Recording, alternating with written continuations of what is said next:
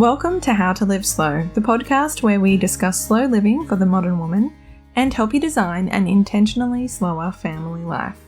I'm Rachelle Glendon, your personal slow living coach and host of this podcast. I know all about busy, but I love living slow. Enjoy the show. Hi everyone, I am here with Nicole Mathieson, my longtime friend and a relationship coach, counsellor, and now author of The Beauty Load. Nicole is my very first guest as a return guest to the podcast. She has been on the podcast before. So welcome back. Thank you so much. I did not know that I was the first one coming back. That's quite the honour. Thank you so much for having me again. I'm really looking forward to today's chat because you've just written your amazing book, The Beauty Load, and yes. I am loving speaking with authors, and this one particularly speaks to my heart. So I just definitely had to have you back to talk about this one. So let's get into it. First of all, let's give everybody a refresher about you and how you came to write The Beauty Load in the first place. Yeah, okay, cool. So I work by day as a counsellor.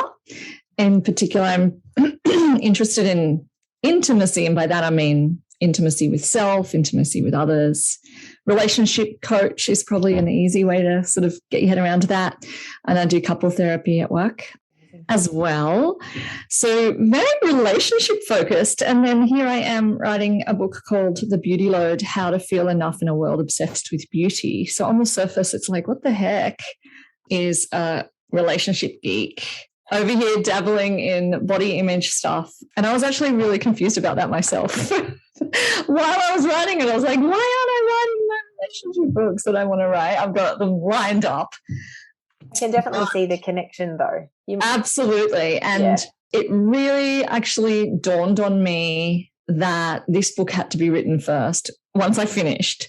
It made all the sense in hindsight, because I was like, this was my foundational relationship experience, was not feeling enough, was thinking that I was inadequate, stepping into dating, sex, and my first relationships with a real lack of self-confidence, a real insecurity, and a giving away of my power as a result. Like, it got real messy. And so the beauty load, it's not just about that, but I do really, in the book, I really do draw the line between relationships and relationship with ourselves and this toxic culture that's inevitable and we're all going to feel. Yeah, absolutely. Yeah, I loved the book. I've just finished it, actually. I have the last little bit to go. It's really well written. I like how it's stories and facts and examples and questions, and you can totally see yourself in it. I'm sure anyone reading it would be like, yeah, okay, I might not have the exact issue, but I can see how this is definitely playing out in my life. Yep. And thinking back to old boyfriends and even girlfriendships, absolutely. Trying to prove yourself in the world. And so just give us a bit of a rundown of what the beauty load means to you and as in the context of the book. So the beauty load is what I am terming this pressure, this, I suppose, inevitable sense of inadequacy that we're going to feel. Like the mental load and the emotional load that women carry, it is predominantly felt in different ways for women than it is for men.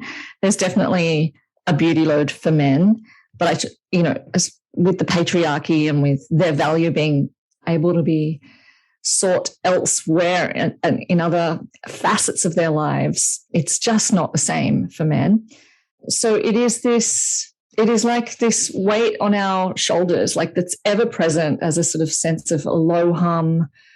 It can be anywhere on the grade from, I'm aware of that, to I am actually, just stopped in my tracks and anxious the whole time with it. Obviously, there's going to be some of us and how we feel that comes back to our own traumas and sensitivities and how much we actually fit into the ideals. But it's not just that. I think we presume that the level to which we feel the beauty load is directly reflected in how much we actually fit in with the beauty ideals of the day. But in my explorations and research and chatting and whatnot, and actually in my counseling practice, I've really realized that the two are not related, that it's much more complex and nuanced than just that. Yeah, I'm thinking of the story where you share that I think it might have been a client who was exceptionally beautiful in that kind of traditional supermodel like way that you imagine a beautiful person should look, and how she just felt the pressure of always looking what people expect her to look like because she was beautiful in that way. So she experienced it just as much as someone who might not be as traditionally beautiful. Or even, to some degrees more so, because she's had this is not talking about one particular client. This is what I've seen and what a lot of my colleagues also talk about, how if you've had non-nurturing or abusive or really tough childhoods, that you've put your safety in this area, your beauty. And so it comes with a lot more anxiety as a result, because that's where your safety is. Yeah, absolutely. And I'm thinking back of like one of the things as well about going on diets for a particular event or for a holiday. And I've definitely experienced this with the women in my family as a child when we'd go to the beach or anywhere where our bodies might have been on display, even at places like, I don't know, Dreamworld, for example, where you felt looked at on the rides or whatever, the mums and the women, the older women in the family wouldn't participate. Yeah, right. Yeah. It's so sad. We opt out of things that are potentially really fun and we do actually want to partake in. And, and one of the saddest parts of the book for me is the statistics on that, for young girls, at primary school age, it's 7 out of 10 of young girls of primary school age who do feel something lacking in their looks will not stand up for their ideas and will not assert themselves, which means they'll just be a pushover, or they won't put their hand up in class, or they won't partake. And they've found that non-participation and body image stuff is directly linked. So people are opting out of things that feel completely unrelated to how they look, but it's because they don't want to be noticed, like your family at Dreamworld, which you're not thinking that relates to needing to look good. But, I remember my mum always opting out of swimming because she'd just done her hair. Which, sure, you've just done your hair, you've just washed your hair and styled it, whatever. But I could never get my mum in the pool and have fun with her. Yeah. And sad, isn't it, to think and what messages are we sending and how are we perpetuating? So it's important work to recognise the beauty load in ourselves and undo it. That's right. For our girls, particularly. And boys. But I think, because I've got 2 teenagers, it's like, whoo. Oh, man. There's a lot. Talk to me about that because, my goodness. Yeah. And I was very careful not to talk too much about my children in the book or my husband. Like you'll notice I always refer to him as my husband because of he has his own work and privacy and stuff like that. But also my kids, I just really wanted to, if I was going to tell stories and talk about people, mainly they were going to be about me. But my daughter did say to me, have you written about me in the book? And I'm like, no, why not? She was really expecting it. But I was like, that's not my business. But 13-year-old girls, to all the parents of teenagers, or if you've got girls or if you're heading towards that, I think we have to be really gentle and compassionate because they are going to feel the beauty load. And as the author of this book, my daughter is not spared. Like that's not how it works. That's not the algorithm for this, unfortunately. She's very much like she wears makeup to school. She's 13. I didn't wear makeup every day until I was out of school, and I was talking to her about this the other day. I was just like, tell me about wearing makeup to school. I'm really careful not to shame her choices as well, because I want to be, I think this is what writing the book has taught me, is that we need to actually be compassionate for how other people feel it and experience the beauty world. And if there's pressure from all the other girls and she would be the only one not wearing makeup, then I totally get that, of course. Yeah. But she was saying that she'd say probably 50% of the girls at school wear makeup, and some girls wear a lot of makeup, like they have a face plastered on, and they're generally the girls that want to have attention or be popular or are interested in boys. And it's just interesting, isn't it? But yeah, it is. And the instant reaction is to go, oh, teenagers. But they live in the melting pot of our society, and they are reflecting back to us what we have enculturated them to, I guess. That's right. And, I have let my daughter get on Instagram and Snapchat and TikTok, which I'm sure there are plenty of parents who've managed to avoid that, but that sadly was not me. But, that is a teenage world, and that's the world that they live in. And so trying to avoid that is a whole other job. You have to choose your battles, because all of their friends are on it. All of their friends communicate through it. They socialize through it. They get invitations that way. They find friend groups. And so not allowing your children on that means it has consequences. But allowing them on it also has consequences when it comes to being influenced by their peers and how they feel about themselves and their looks. Before my daughter was allowed to get Instagram, I made her watch Embrace, the movie by, I've forgotten the lady's name, but I can send you the link. Brumfitt.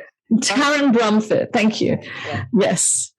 So she watched that. It's a beautiful movie, and there's a kid's version of it coming out soon, which will be really nice. Highly recommend. It shows models eating cotton wool balls and an anorexic woman and all sorts of stuff that I just think is important for the girls to see. Yeah, just to kind of get that sense of knowing that a lot of it that they're seeing is fake. Yeah.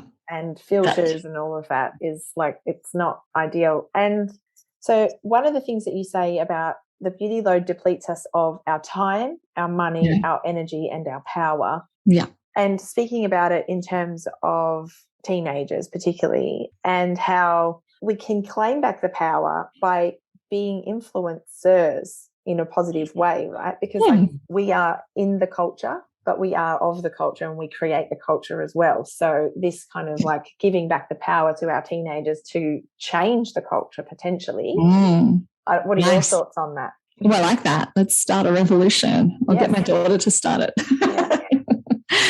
Absolutely. I do think our teens are incredible. They're such different beasts to what we were. And so we have to actually look at them through a different filter. Yeah. But there's so much, they just embrace trans and queer, and they embrace, this is the kids I'm around, but they're just so open to different types of bodies and different types of fashion. They're exposed to so much. Yeah. And I do think it expands them. And I think that this culture that you speak of, there's already pockets of that at every school. And, I think it's also the most crucial, hard, harsh, self-judgmental, insecure phase of our lives. And we do not want to stick our heads out or get judged as being too different. So absolutely, I would love to see that, see what we can do, start a new culture. I speak about a new culture in the book and what that would look like, where we do embrace difference and celebrate not just losing 5 kilos, but, the creative pursuits, and we compliment each other for that. And when someone's having a day where they feel shit about their body, we let them know we get it, rather than tell them that they're fine and not to be silly. all sorts of stuff. We don't listen to that when people say, I'm having a fat day, and someone will go, oh, don't be silly, you look great. Like it's not going in. I got the other day, what, on your toes? Oh, yeah, that's funny. So tell me, where do you think it, like talking about this culture, like, is it Hollywood? Like, where is it? Is it advertising? Like, yes. Is that where it's going? Is it slowly going away because those things are maturing and being more overtaken by other culture makers like TikTok? What are your thoughts? Yeah, I mean, I think, okay, so for my generation, I'm older than you, but, let's say our generation, just to simplify things. For anyone who was a teenager before phones were a thing. That's right. Anyone who's a teenager before phones were a thing. I think for us, it is advertising is a big part. We are exposed to so many ads. Yeah. And it's family culture and the culture of shame, and it's medicalization of weight, and it is the wellness industry, and it is, but for us, really, I think it was advertising and media. I mean, when you do not see any diversity in the media, every single person that is held up as being worthy of being seen looks a certain way. It goes into your psyche as the way we need to be. And there's the studies I talk about in the book in Fiji, where they introduced television to Fiji, and it did not take long. It was horrible. So they used to have a culture in which being bigger was a sign of wealth and well-being. And after television, like 70% of girls didn't like their bodies because they were too big. And that was within a year, I think. Jeez. Yeah. Jeez. That just goes to show, doesn't it? Yeah. No, and I was just going to say, and the same with the little story I tell about Cuba and the women in Cuba. I was just going to say, so let's hear about your thoughts on the story on Cuba. So that's funny that we were about to say the same thing. Yeah, talk to us about Cuba, because that's an interesting other experiment. Well, I feel like watching a TV show called The Sunny Side of Sex, where she went around the world to different cultures to see what sex was like and what influences they had on their thinking about sex. It was so interesting. And someone came up to me at the book launch and said, you can find it on SBS. I was going to say iView, but I'm mixing up my media platforms there. And anyway, she interviews these women coming out of a gym in Cuba, and they're all different shapes and sizes and colors and all sorts of things. And not necessarily what I would have thought was beautiful from my cultural input, right? But beautiful, but not women who are like, I am beautiful in this culture. But she said to them, do you think you're sexy? And they all went, oh, yeah. And they started gyrating and moving in their bodies, and they were feeling themselves, and they were just so sexy. They were so sexy. And something just dropped for me. I just went, what the fuck? Like, I am living in a different culture to this. And it just made me realize how much of my conditioning and indoctrination was cultural. Because if someone was interviewing me and it was going on TV and they asked me, do you think you're sexy? I would be very uncomfortable claiming that. Yeah. I would be like, no, because of this, because I don't want other people to think that I think I'm sexy. That would be so uncomfortable. Yeah. Anyway, so that was at a time in my life where I was seeing lots of women as an intimacy or relationship therapist. And the two things of seeing that snippet and having every single woman struggle with this, every single woman that comes in, like, they're not coming for this. This is not something that people come and see you for, actually. Well, they didn't. They might. I'd love to do this work, but they're coming for anxiety or they're coming for other stuff. But yeah, it was always there. It's always an issue. And do you think that it's like capitalism, patriarchy? Yeah. It's got to be patriarchy. Like training us in the Western culture that not to like our bodies. for the benefit of whatever the benefit is. Yeah. I mean, the patriarchy has done a number on us, really.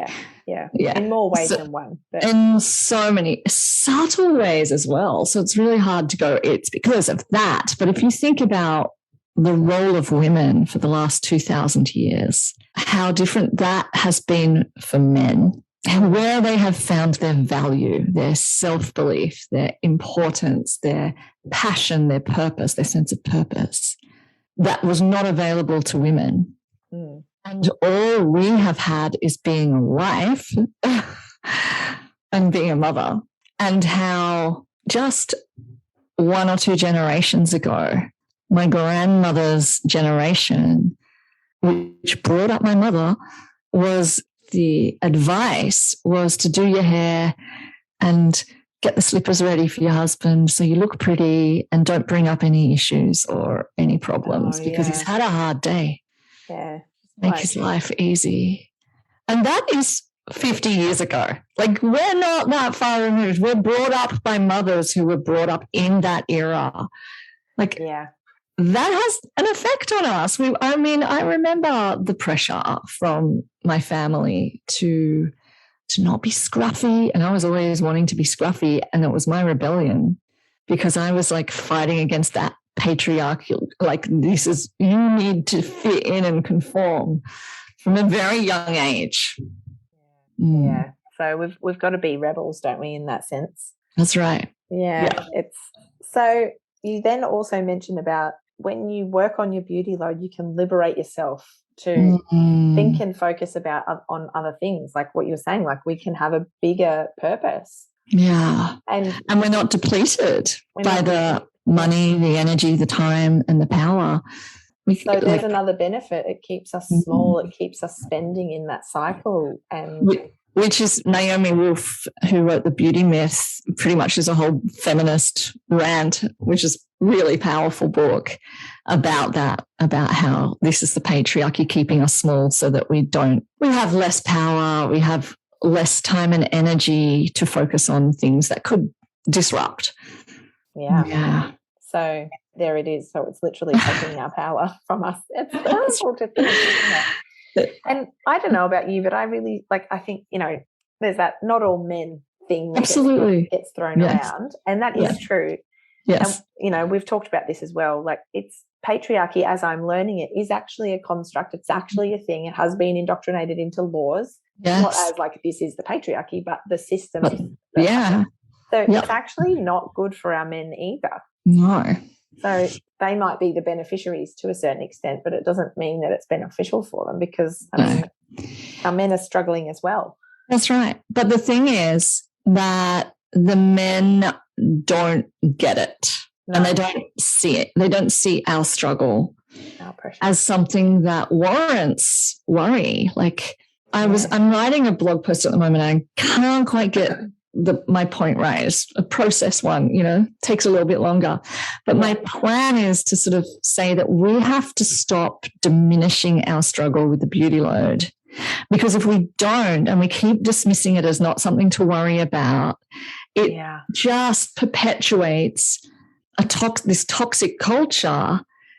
And then we have our politicians getting slandered, like our first female prime minister, just got absolutely hammered for her outfits. And just all sorts of other slamming and shaming that happens to women that doesn't happen to men. Which is, the shame is real because for women, it touches us deeply on our self-worth because of the way we've been indoctrinated and conditioned. And I love that word, encultured. Because of all of our lives, it's been encultured. It's impossible for us to not feel the shame, the sting of shame. If 100,000 different things happen, really, it's like if someone looks at us and they have a slight grimace on their face, it could be anything. But in public, it's not fair. So what do we do about it? Like, what's the solution?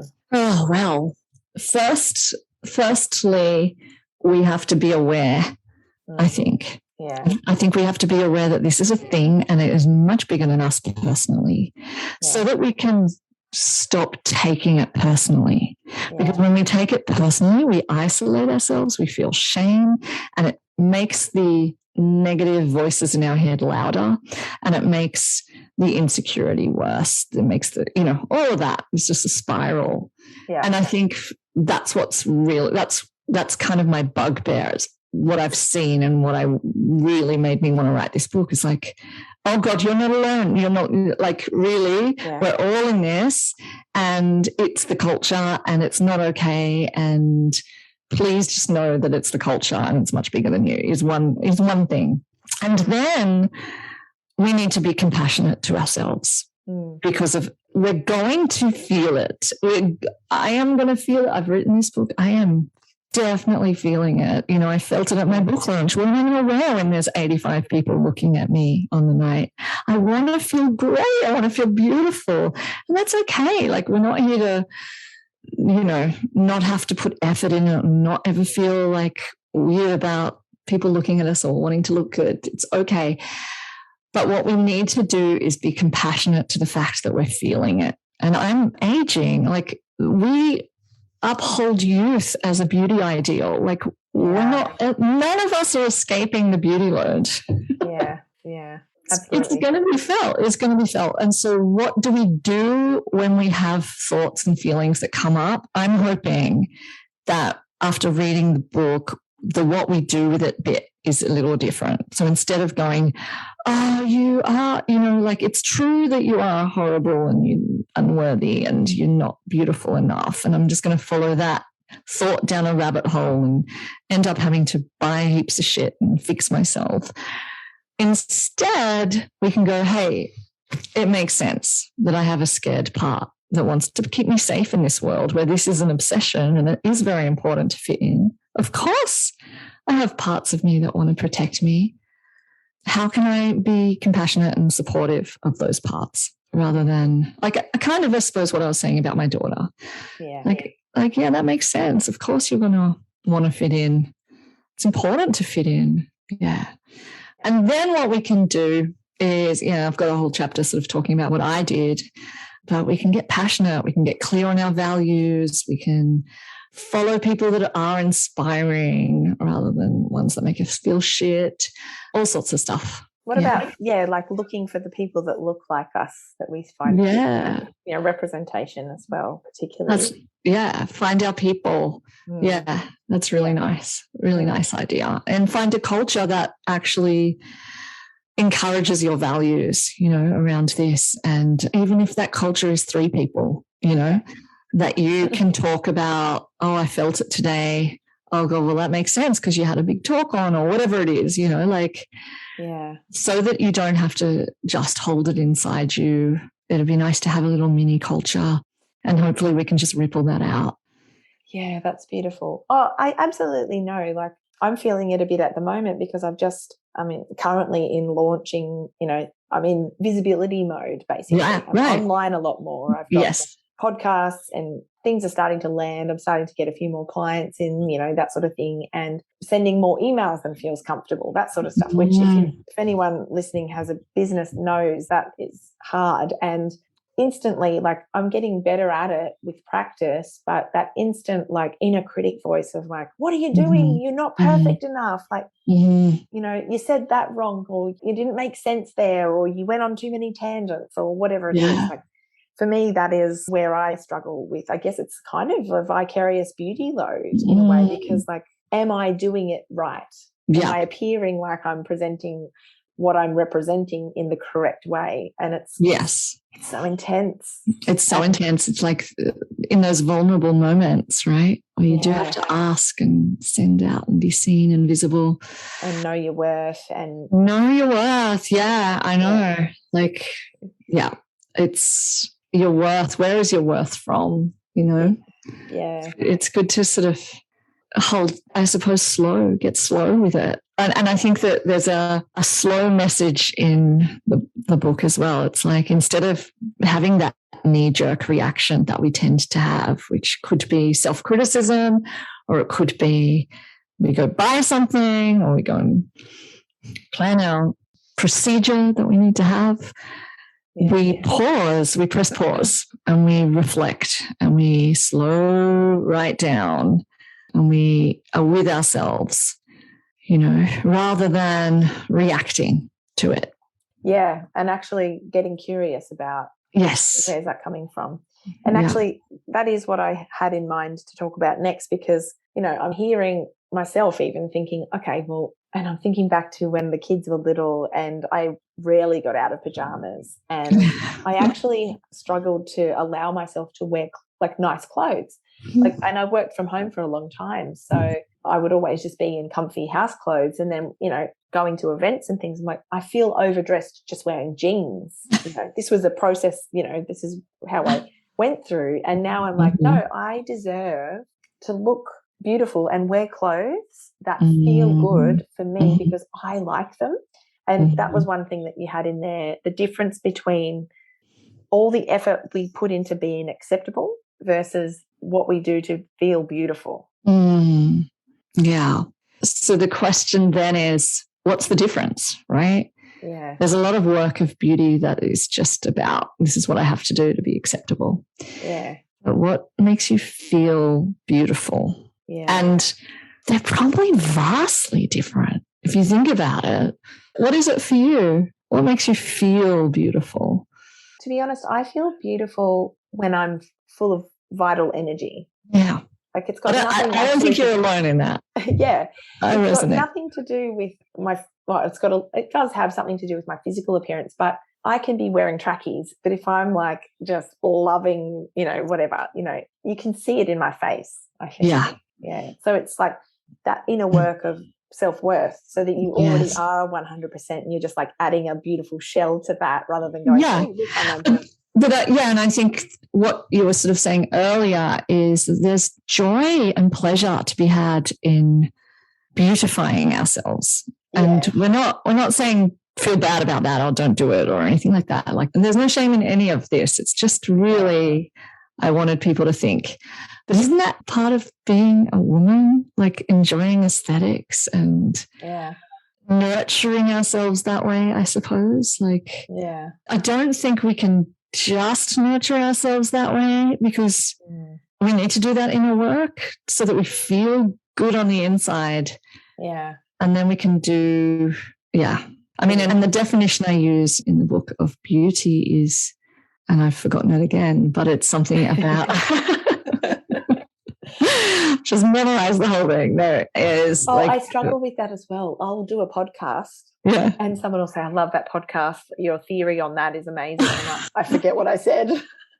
You actually need to get someone to write down all of your theories and turn it into your body of work, a book or something.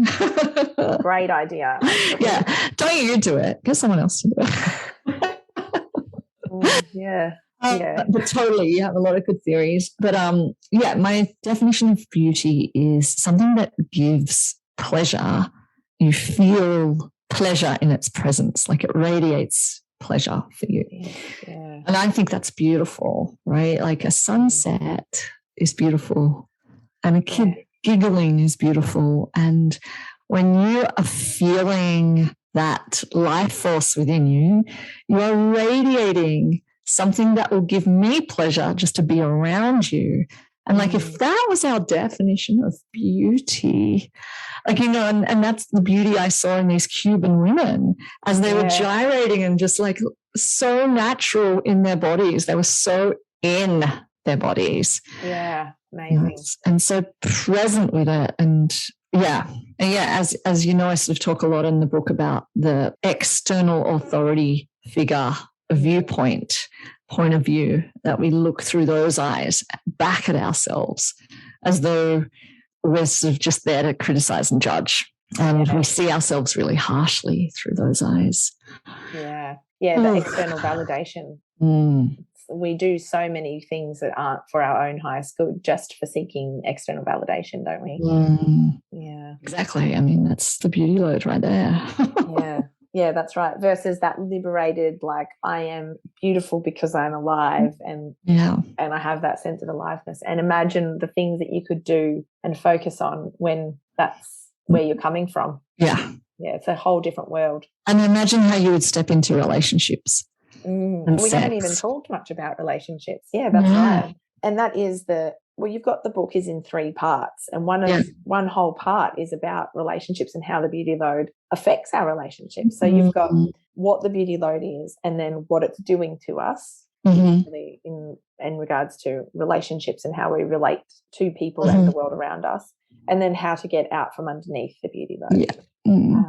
Do you want to talk a little bit about relationships and go there a bit more? Yeah, well, I mean, I think our perspectives are a lot distorted when it comes to how much of a factor beauty is in relationships, in attraction. So I have a whole chapter of where I unpack what attraction actually is.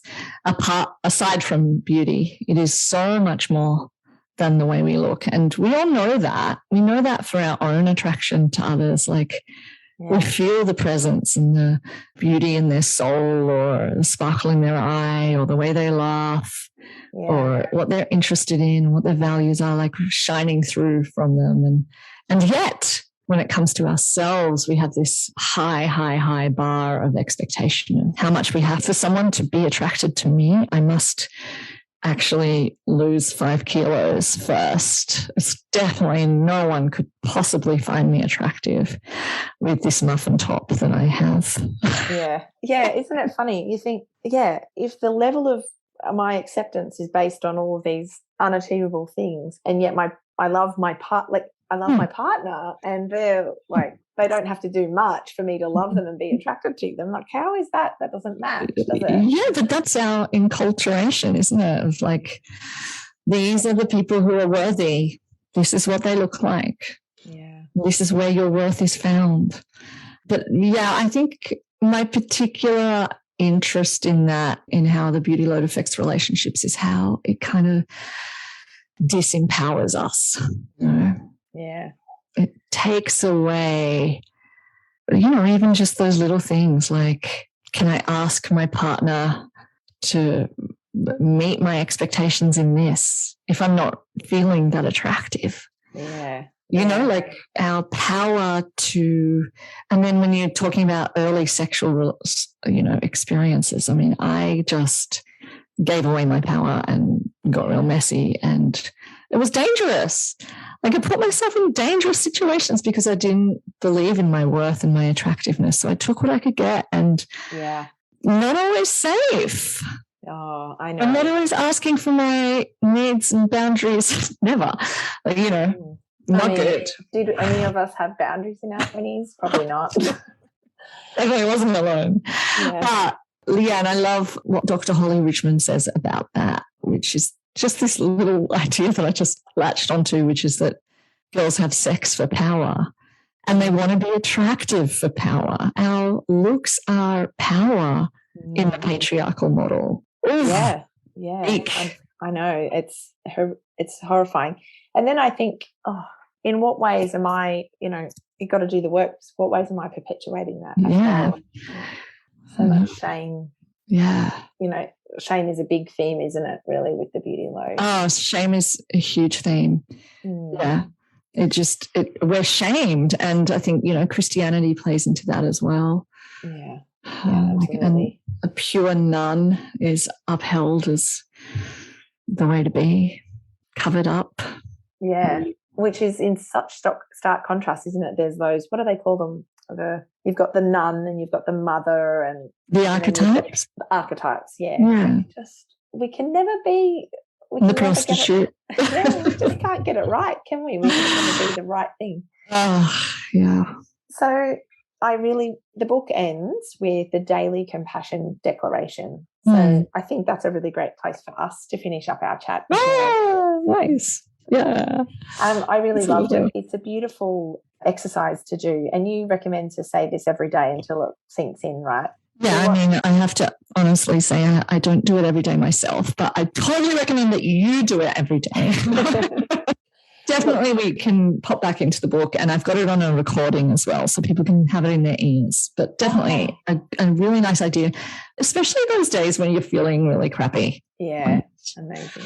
Well, they do say that all painters' houses are unfinished or something like that. So, but yeah, okay. If you've got a recording, are you okay for us to leave the link? Absolutely. Yeah, it's one of the free resources that comes with the book. Yeah. So. Amazing. Yeah. Wonderful. Well, I've really enjoyed the book. I think it's really important work, and I really recommend if you struggle with the beauty load, you feel overwhelmed by how your body conforms or doesn't, then definitely your work, Nicole's work out.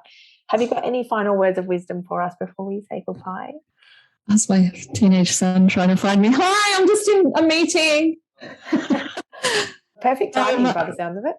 Final words of wisdom: to trust that you are worthy of love, and that to trust that unpacking the enculturation, my new favorite word, that you have been exposed to is going to just, I don't know, just wrestle it out a bit, just loosen its grip on you, because, you are enough. You are beautiful. You are a heart and a presence, and your beauty radiates from within you.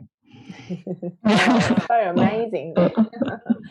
Thank you so much for your time today. It's been my absolute pleasure. Thank you, Rachelle. We'll speak to you soon.